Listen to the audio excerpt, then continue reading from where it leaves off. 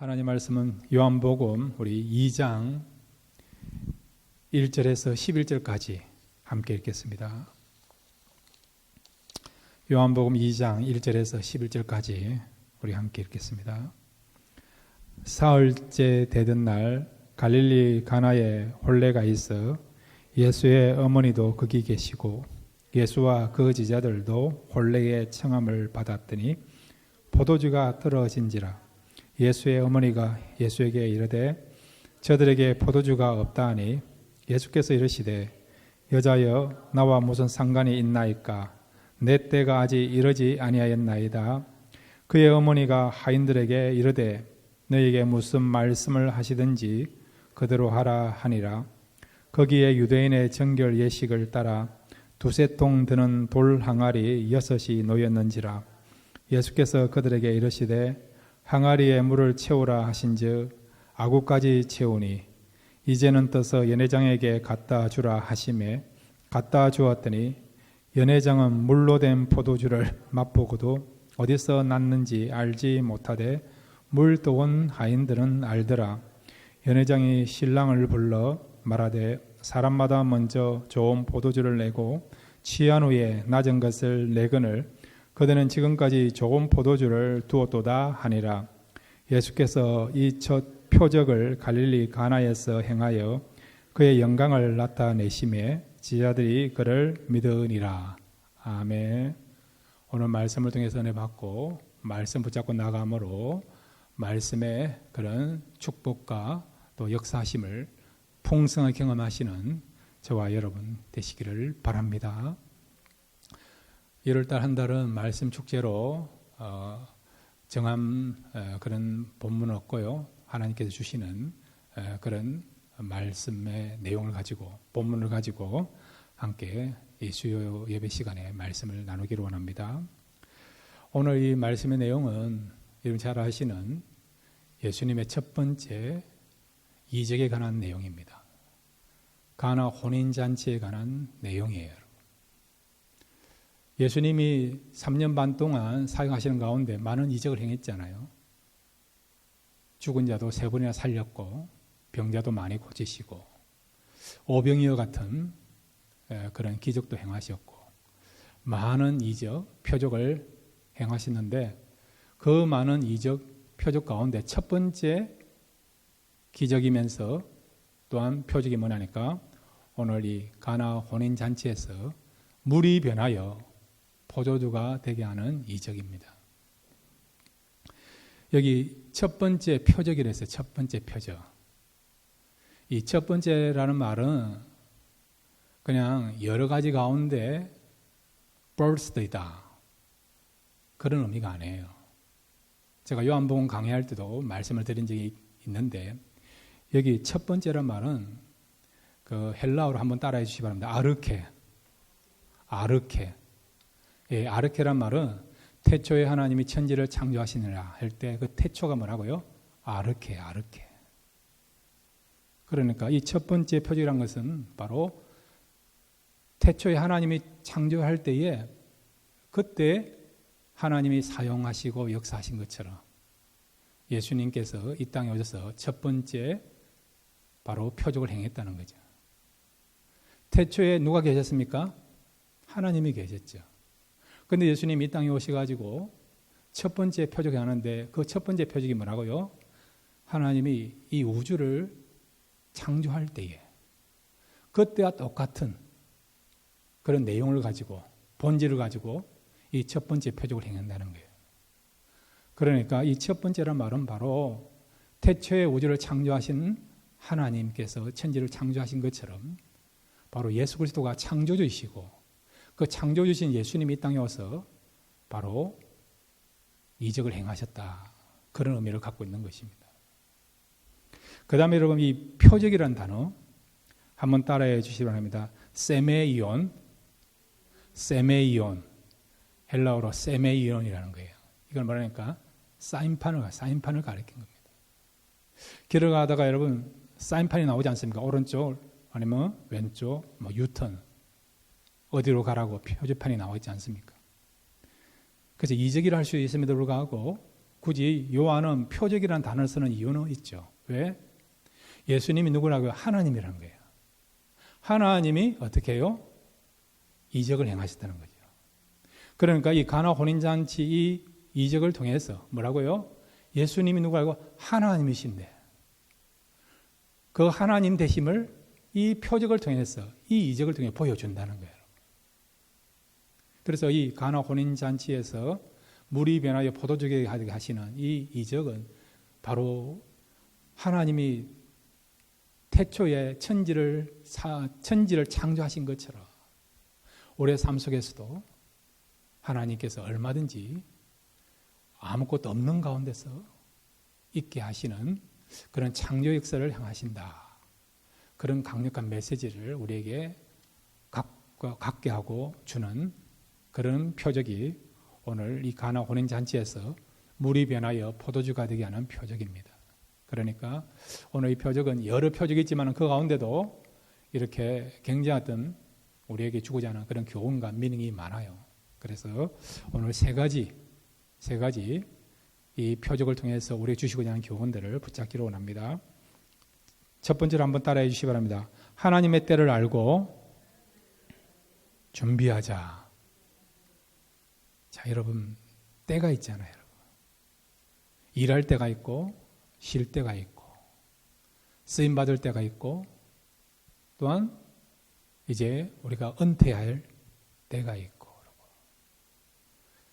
또한 우리가 하나님의 역사를 경험하는 때가 있고 또 하나님의 역사를 기다리는 때가 있지 않습니까? 그러므로 여러분 우리가 때를 알고 즉 하나님께서 역사하시는 그 때를 알고 그 때에 쓰임받기 위해서는 어떻게 한다고요? 우리가 준비해야 된다는 겁니다. 하나님은 여러분 준비하시는 사람을 통해서 쓰신다는 걸 믿으시길 바랍니다. 하나님은 우리가 준비된 만큼 역사하세요. 여러분. 사람들마다 다 어떤 희망이 있고 소망이 있지 않습니까? 지금도 여러분 귀하게 쓰임받지만 더 귀하게 쓰임받기를 바라는 쓰임에 대한 지식이 넓혀지기를 바라는 좀 더 이렇게 넓은 무대에서 우리가 쓰임받기를 바라는 그런 소망이 다 있지 않습니까? 그런 소망을 갖지만은 그러면 누구에게나 여러분 그런 소망을 이룰 수 있는 기회가 올 수는 있지만 그런데 그 기회가 오더라도 준비가 안 되면요 그 기회를 우리가 붙잡을 수 없다는 거예요. 그러니까 하나님 역사하시면 얼마든지 우리가 쓰임 받는 부분에 그렇고 하나님의 큰 역사를 우리가 경험하는 일도 그렇고 또한 놀라운 그런 하나님의 능력을 체험할 수 있는 그런 일들이 나타날 수 있고 그런 일에 우리가 주인공이 될 수 있는데 그런데 우리가 준비를 해야 된다는 것입니다. 헬라어에서는 때에 대해서 크게 두 가지 단어로 사용해요. 하나는 여러분 크로노스라는 단어를 씁니다. 이거는 뭐냐니까 연대기. 시간이 지남으로써 흐름으로써 우리에게 다가오는 그때를 크로노스. 작년도가 몇 년도였습니까? 2023년도. 올해가 몇 년도죠? 2024년도. 내년도는요? 2025년도. 자, 여러분이 묻습니다. 2023년도에서 2024년도로 바뀔 때 바뀌었잖아요. 일주일 전만 하더라도 우리가 2023년 살았죠. 이제는 이제 해가 바뀌어서 2024년도를 삽니다. 그런데 여러분 2023년도에서 2024년도로 넘어내셔서 여러분이 한 것이 무엇입니까? 여러분이 노력했기 때문에 2023년도에서 2024년도 바뀐 겁니까? 아니잖아요. 우리가 가만히 있어도 새해를 맞이했잖아요, 여러분. 바로 이게 크로노스가 그런 거예요. 우리가 아무것도 안 해도 그냥 저절로 흘러가는 그런 순서적인 때를 말할 때, 시간을 말할 때 크로노스. 그런데 여러분, 시간이 지났습니다. 새해가 되었습니다. 그런데 올해가요, 진짜 새해가 되는 새로운 역사가 나고 새 은혜를 받고 또 새로운 하나님의 그런 역사하심을 경험하는 말 그대로 새가 되기 위해서는 그냥 가만히 있으면 되느냐 아니라는 거예요. 준비를 해야 되는 거죠. 우리가 준비할 때에 비로소 올해가요 새해가 될 수 있고 위대한 해가 될 수 있는 그런 한 해가 될 수 있습니다. 그래서 바로 이렇게 하나님의 역사하시는 그 때를 헬라어에서는 카이로스예요. 카이로스. 한번 따라해 주시기 바랍니다. 카이로스예요. 카이로스는 하나님의 역사가 나타나는 때, 하나님의 은혜가 나타나는 때, 또 우리 하나님의 일을 위해서 귀하게 쓰임 받는 때, 하나님께서 개입하셔서 하나님께서 은혜를 베풀어 주시고 역사를 나타내시고 기적을 우리에게 창출해 주시는 그런 때를 우리가 카이로스예요. 카이로스 여러분. 근데 여러분 아무나 기적을 체험합니까? 아무나 은혜를 받습니까? 아무나 여러분 귀하게 쓰임 받습니까? 아니지 않습니까? 소망하지만 여러분 준비가 되지 않으면요 우리가 은혜 받을 수도 없고 귀하게 쓰임 받을 수 없는 거예요. 여러분. 소망하지만은 소망을 이룰 수 없습니다. 여러분. 소망하지만은 그 소망이 이루어지지 않으므로 소망은 그림의 뜻과 같은 어떤 경우는 소망이요 고문 소망이 되는 고문 희망이 되는 그런 경우도 있다는 거죠. 그래서 소망한 것이 반드시 이루어지기에는 어떻게 해요? 하나님의 개입이 있어야 되는데 하나님의 개입, 하나님의 역사하심이 나타난 그때를 뭐라고요? 카이로스라는 겁니다. 오늘 예수님이 오늘 본문에 보면 이 가나 혼인잔치에 제자들과 함께 이곳에 나타났습니다. 출연하셨어요. 그런데 지금 이 혼인잔치의 중요한 포도주가 떨어지게 된 것입니다. 이스라엘 사람들은 잔치를 할 때에 포도주가 꼭 있어야 됩니다. 그 나라는 덥기 때문에 이렇게 포도주스를 마시는 그걸로 물로 대신하는 그런 풍습과 그런 문화적인 환경을 갖고 있거든요. 여러분. 결혼 예식을 할 때에 잔치를 베푸는데 어떤 경우는 열흘, 어떤 경우는 7일 정도 잔치를 베풀어요. 여러분. 그런데 그때 꼭 있어야 될 것이 포도주예요. 포도주 여러분. 포도주가 떨어지면 잔치를 계속해서 진행할 수가 없는 것입니다. 그만큼 중요한 것이 포도주인데 그런데 그만 이 가나 혼인잔치에 어떻게 해요? 포도주가 떨어지게 되게 된 거예요. 여러분. 결과적으로 주님이 역사하셔서 물이 변하여 포도주가 되게 하시는 그리고 이 잔치집에서 준비한 포도주보다 더 맛있고 그 다음에 품질이 좋은 포도주를 주님께서 공급하시는 그런 역사를 나타낸 것을 우리가 보게 되죠. 그런데 여러분 주님이 역사하셨지만은 그럼에도 불구하고 주님이 역사하실 때에 그 주님의 역사를 나타낼 수 있는 사람들이 있은 거예요. 준비된 사람이 있었다는 것입니다. 마리아도 그렇고 또 마리아의 명령을 그대로 받아들였던 순종했던 하인들이 있죠. 여러분. 이런 마리아도 있었고 하인들이 있었기 때문에 비록 포도주가 떨어졌어. 그래서 이걸로 인하여서 어떻게 해요?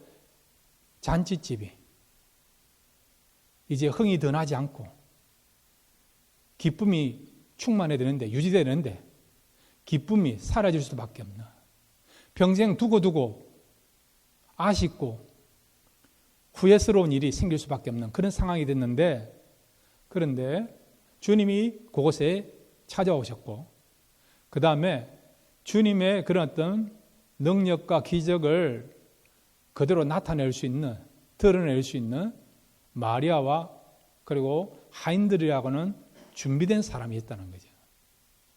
이런 준비된 사람을 통해서 하나님의 역사가 나타나게 된 것을 보게 되는 것이죠. 자, 그럼 여러분 이 마리아와 하인들 이 사람들이 무엇을 준비했기에 어떻게 준비했기에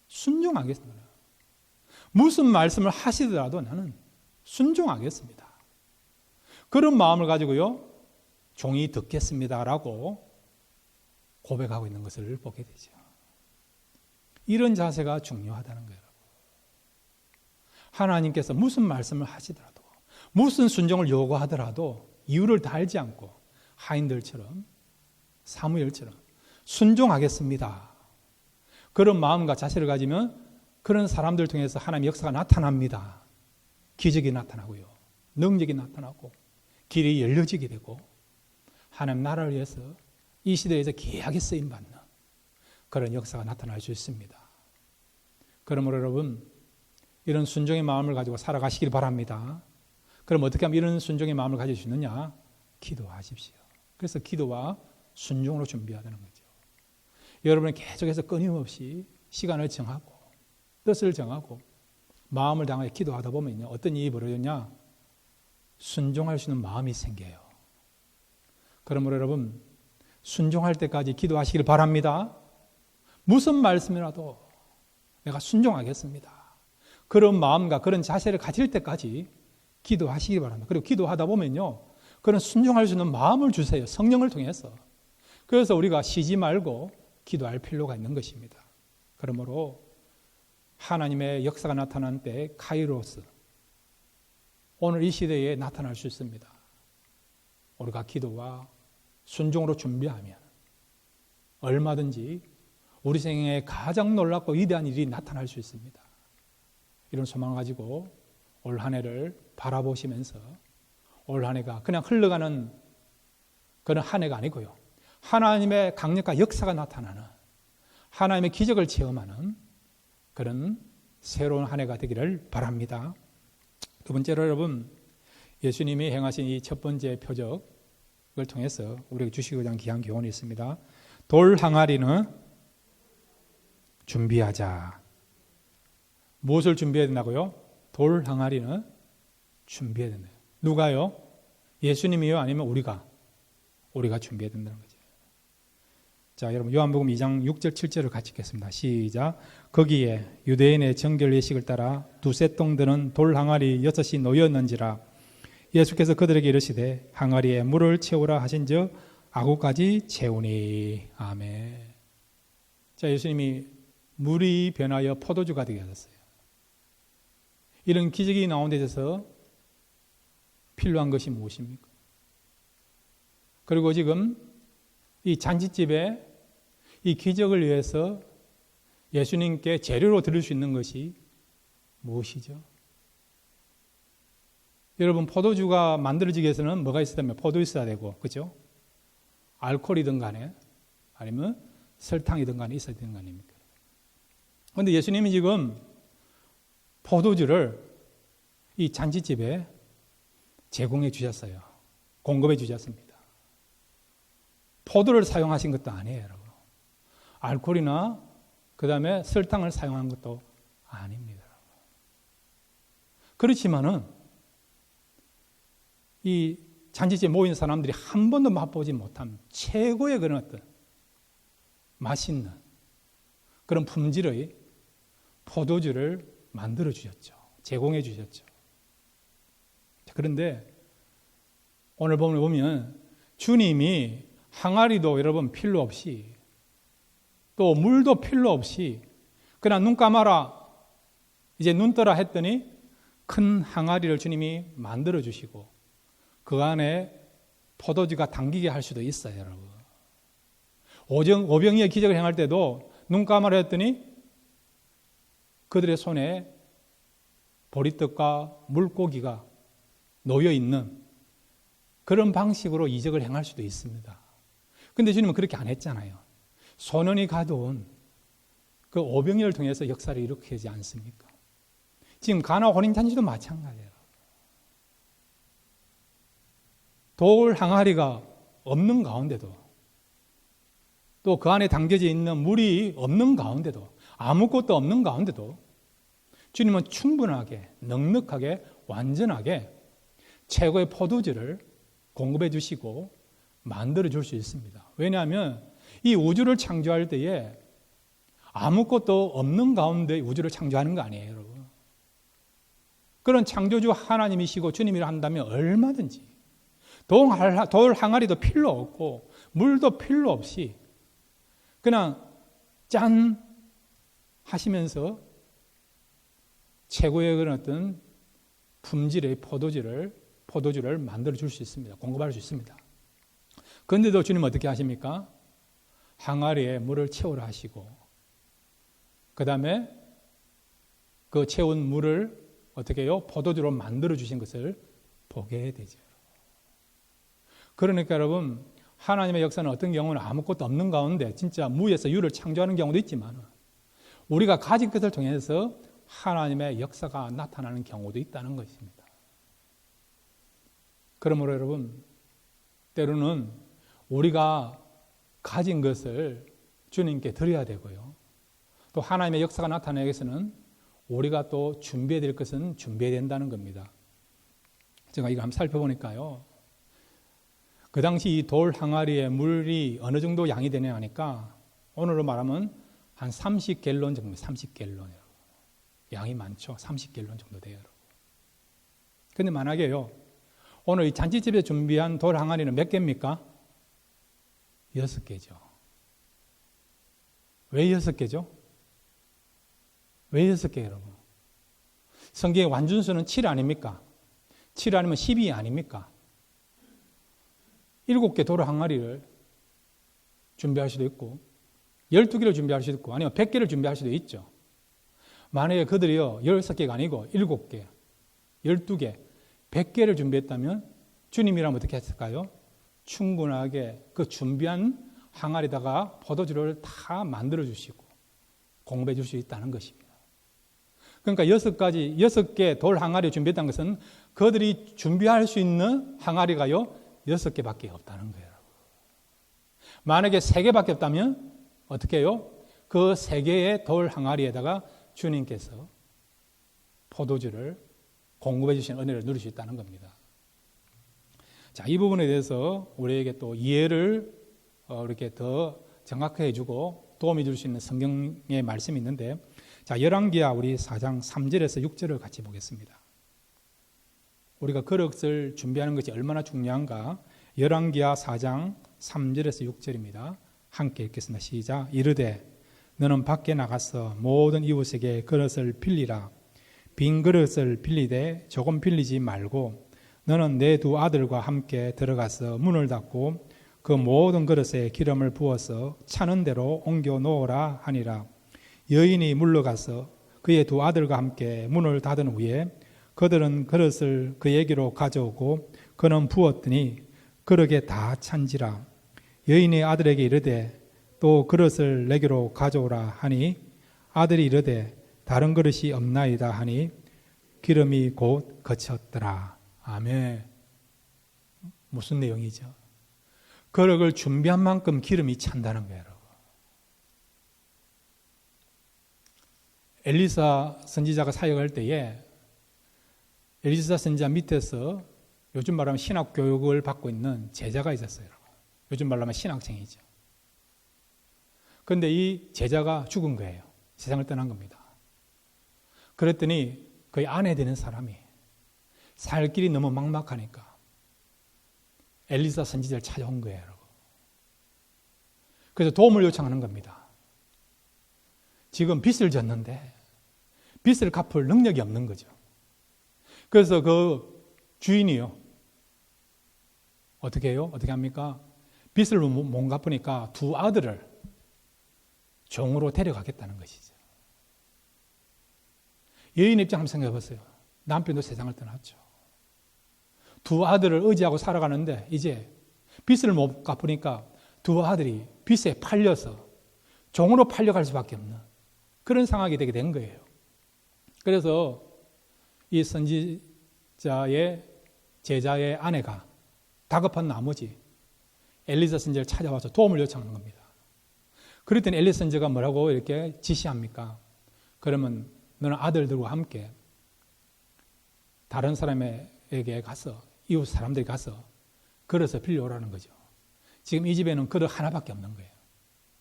이왕이면 그릇을 많이 준비하라는 겁니다. 많이 가져오라는 것입니다. 그래서 이 여인과 아들들이 사방팔방 돌아다니면서 이웃의 그릇을 빌려온 거예요. 그랬더니 이 선지자가요, 그곳에다 기름을 붓죠. 왜냐하면 이 기름을 가지고 팔아서 빚도 갚고 그 다음에 경제적인 도움을 갖도록 하게 하여 그런 목적을 가지고 기름을 부은 거죠. 그런데 기름을 부었는데 어떻게 해요? 그릇이 한정된 것입니다. 빌려온 모든 그릇에 기름이 차게 되게 된 거예요. 그럴 때는 어떻게 됩니까? 계속 나오던 기름이요, 멈추게 되게 된 거예요. 만약에 그릇이 더 많았다면 어떻게 해요? 그 빈 그릇에 기름이 더 많이 찰 수 있는 그런 일이 얼마든지 일어날 수 있다는 것을 말씀해 주고 있는 거죠. 그러니까 여러분, 오늘 가나 오는 잔치에 6돌 항아리를 준비했죠. 그들이 준비한 만큼 채워지는 것입니다. 그러므로 여러분, 올 한 해 기도로 준비하십시오. 믿음으로 준비하시기 바랍니다. 또한 소망으로 준비하시길 바랍니다.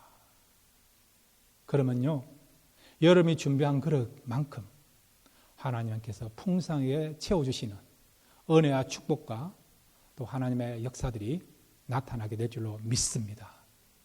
그 다음에 세 번째로 오늘 이 예수님의 첫 번째 이적을 통해서 우리 주시는 귀한 교훈이 있습니다.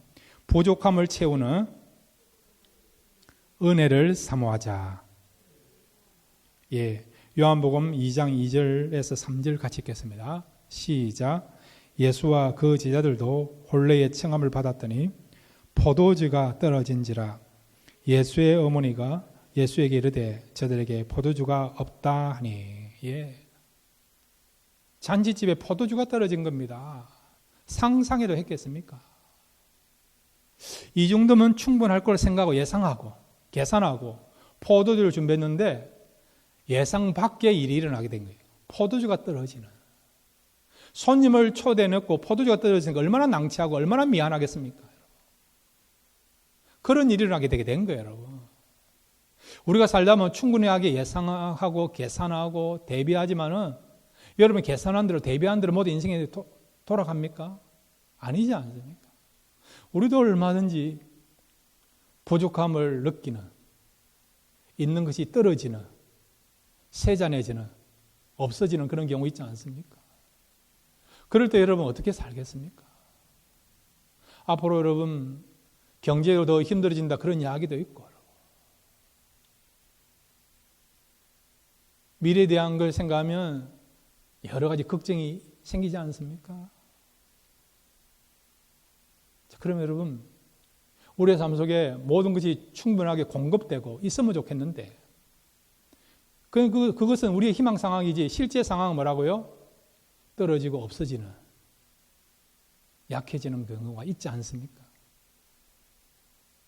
그럴 때 여러분은 그런 어려운 가운데서 어떤 문제, 어떤 것을 통해서, 무엇을 통해서 공급이 떨어질 때, 여러분이 소유한 것이 없어질 때에 그런 어려움들을 극복할 수 있습니까? 그것은 여러분 주님을 바라보시고 주님을 사모하시기를 바랍니다. 우리 주님 어떤 분입니까? 우리의 부족함이 없도록 풍성에 채우시고 공급하시고 채워주시는 분이 우리 주님이십니다. 첫 번째 이런 표적을 통해서 어떻게 해요? 주님은 우리에게 채워주시는 분, 풍성케 하시는 주님이란 걸 보여줌으로 말미암아 우리의 삶 속에 주님은 어떤 분이라고요? 우리의 인생에 얼마든지 이 포도주가 떨어진 것처럼 얼마든지 떨어질 수 있는 그런 상황이 우리에게 다가오지만은 그럼에도 불구하고 하나님을 믿는 사람들은, 주님을 믿는 사람들은 우리가 낙심하지 않고 절망하지 않고 주님을 바라보고 주님을 의지하면 주님이 풍성하게 채워주신다. 그런 메시지를 오늘 이 첫 번째 표적을 통해서 우리에게 보여주고 있는 것입니다. 시편 34편 10절 말씀 읽고 말씀을 마무리합니다. 함께 읽겠습니다. 시작. 젊은 사자는 궁핍하여 줄일지라도 여호와를 찾는 자는 모든 좋은 것에 부족함이 없으리로다. 아멘. 하나님을 찾는 자는 모든 것이 부족함이 없이 하나님이 채우신다 했습니다. 이 말씀 믿고 주님 의지하시고 하나님 바라보심으로 말미암아 하나님 채우신 은혜로 풍성함 누릴 수 있는 그런 저와 여러분 올 한 해가 되시기를 주님의 이름으로 축원드립니다.